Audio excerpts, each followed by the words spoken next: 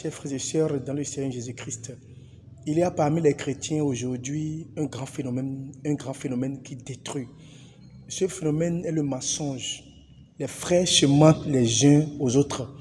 Quand vous prenez Actes des Apôtres, chapitre 5, à partir du premier verset, vous avez l'histoire d'Ananias et de sa femme, Saphira, qui s'étaient entendus avec les apôtres pour la vente d'un prix, s'étaient entendus de commun accord sur un prix donné.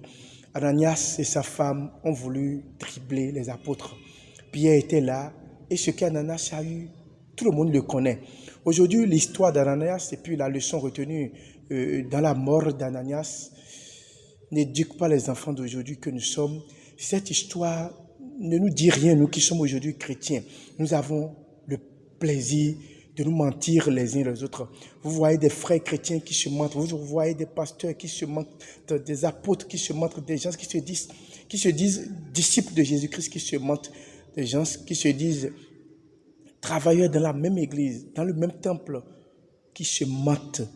L'histoire d'Ananias montre combien de fois l'Éternel ne pardonne pas, même étant sous la grâce, ces mensonges, ces dribbles et ces vols entre frères et sœurs. Combien d'entre nous aujourd'hui ne sont pas encore morts spirituellement parce que nous avons menti à nos frères, parce que nous avons voulu dribbler tout un peuple, les trésoriers des paroisses, les pasteurs, les éducateurs, les maîtres, les apôtres. Nous passons notre temps à voler, à dribbler, à mentir sur le dos des fidèles et à vouloir voler les fidèles.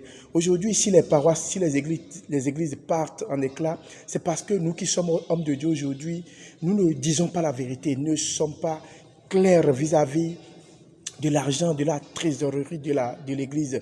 Et ce phénomène est en train d'aller de façon grandissante. Et aujourd'hui, personne ne tient compte de ça, personne ne tire sur la sonnette d'alarme.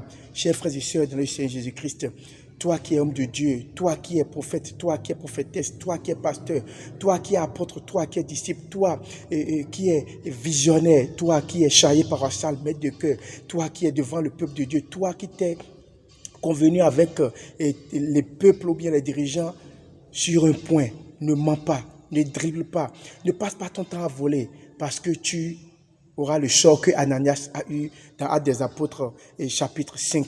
Quand vous lisez Actes des Apôtres chapitre 5, vous commencez à partir du premier verset, vous voyez tout ce qui est arrivé à Ananias, comment Ananias est mort, comment Ananias est enterré, comment sa femme aussi est morte, et cela doit te donner une leçon.